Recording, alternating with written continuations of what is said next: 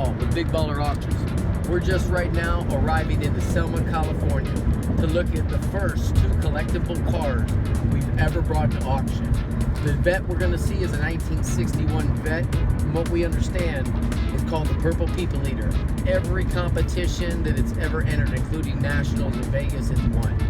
We're going to be looking at this car, seeing if everything's legit on it, and if it is, we're going to be bringing it to auction with you, along with a truck we just don't know a lot about yet. We're going to be taking the pictures, putting it together with you, showing you what we got, and the information we find out. But what we know is, the vehicles are worth having. They're one of a kind. Introduce yourself. I'm Alvin Leal, and had this car about 45 years, give or take a year. And what is this car? Go ahead and tell us what you got here. It's a 1961 Corvette. It was restored. This is the 3rd rebuild of the whole car. It was at one time it was an ocean blue, and second time it was Hugger orange with a different front end, and this is the 3rd and final build of everything I did over all 3 models combined into one to make it what it is now. It had factory power windows in it when I got it, and had a guy did some artwork for a draw up of it of how I wanted it. I took it from the paper and I built it. As you see it, there's no kits on this car. This is all hand built. There's not another one in the nation like it. Somebody could try to copy it, eyeball it, try to copy it. Better than that, it's the only one in the United States like it. So this is a one of one. It's one of one. It's a 66 one of one. 61. 61. I'm sorry, 61 hardtop one of one convertible. One right? of one. And you'll hear all your body guys will talk about running your hand with a glove underneath it. You can take your glove and go all the way across this. It's as smooth underside as is the top side of this car. All the way through the running boards, front flares, everything. You can go across and it's smooth. This car was actually, we flipped the whole body all over, and I laid the back glass the same way as I did the top glass underneath it. And what else can I say? It's got a 327, going right at around 400 horsepower, 2 4s, 2 500 Edelbrocks. It's got all the hard lines were bent and some chrome work done, and billet work. It's got a Ford 9-inch rear end. It's got windows. Windows. Electric windows. Yeah, it's got factory power windows, and it's got a Ford 9-inch rear end. It's all cornered disc brakes, 4-corner disc brakes. The exhaust system. Oh, it's got the exhaust system is 2.5 stainless steel, and it's the good stainless steel. I worked for a creamery at one time. They're nice enough to give me the stainless from the creamery, which is the real nice stainless steel. And then I put 3-inch core super traps out the back. If you can look at the back end of the car, you'll see the super traps. It's got a Muncie 4-speed in it. Tell us a little more about this engine right here. The engine's a 327, right at 400 horsepower, 2 4s, and all the hard lines, as you can see, were all hand built. And well, what else can I say about it?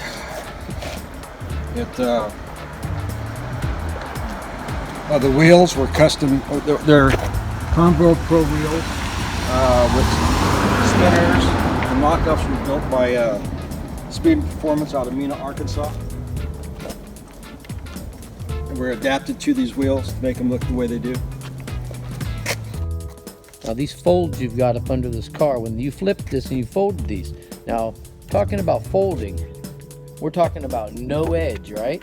No edge. No edge. No edge. You can roll your hand all the way around it. It's all smooth all the way around and through it. And the same thing as the running board. The running board's exactly flat underneath that. You can run your hand underneath and it's smooth.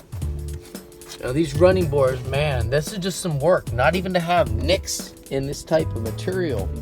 This year of a car, as beautiful as this car is, this would be one of the most valuable investments of a person's history.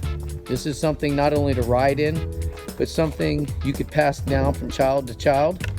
The value of this car has sold in different auctions at different times to different people, and not even in quite this condition, for anywhere between 80,000 upwards of 125, 130. This is something worth having. This is a car that when you take off the hard top and you get your wife in it and you go for a cruise down the #1 highway coming out of LA area and cruising the northward coast, the #1, this is the one you want to be cruising in. Having your beautiful wife sitting next to you, setting it at about 85 down Highway 1, coming up into the bends towards Big Sur as you're slowing down. This is the one you want.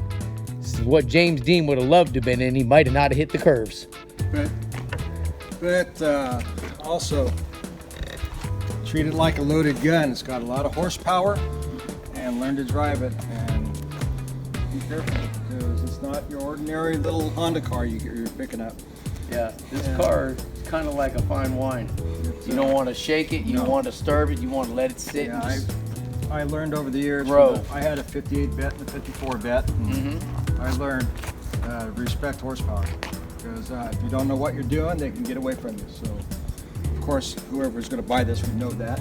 So, if you were going shopping for this car right here, and you were the one looking at this car, what's the most important things you would want people to know about this car?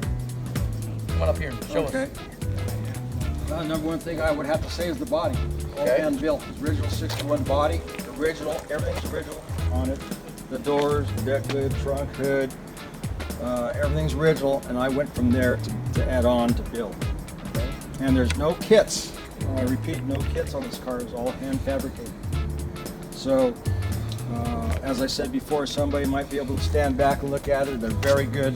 Somebody like Fuse or one of those kind of guys could probably look at it and try to build it.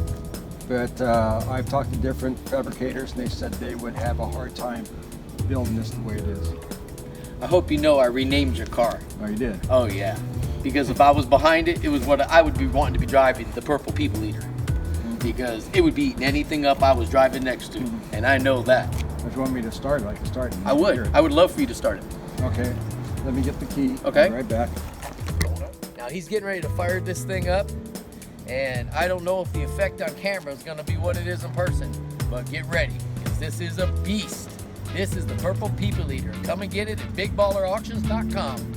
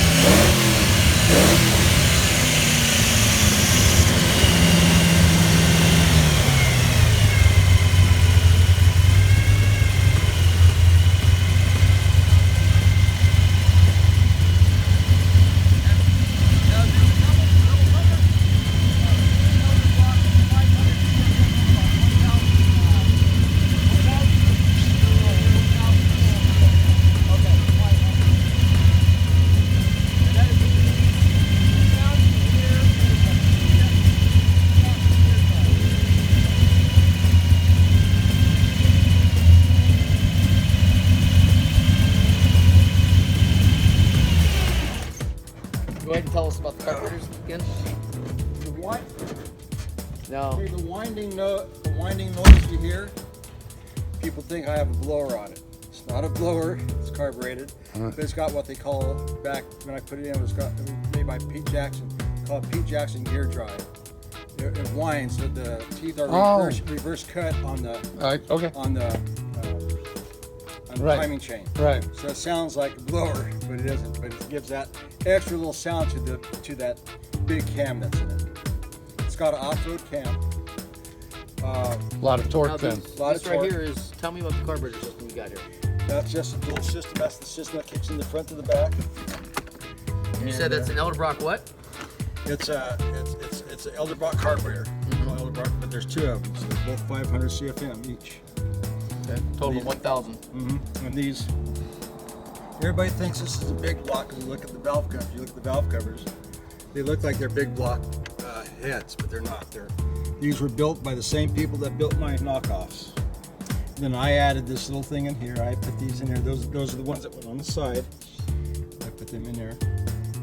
And then, like I said, you know, they're two-piece.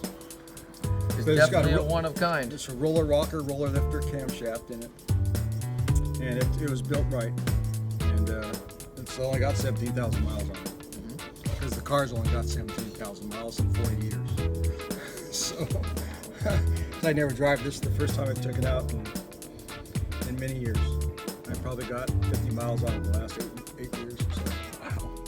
Because I've had it so long, I want to mention I'm building the 67 Roadster Corvette, and so that's my next project. I've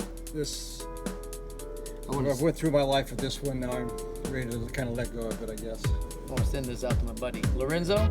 Neil, if you're watching this, you need to put this next to all those Mustangs you bought for your papa that you have, and the truck we're going to be showing you later, because I'm going to send it directly to your website.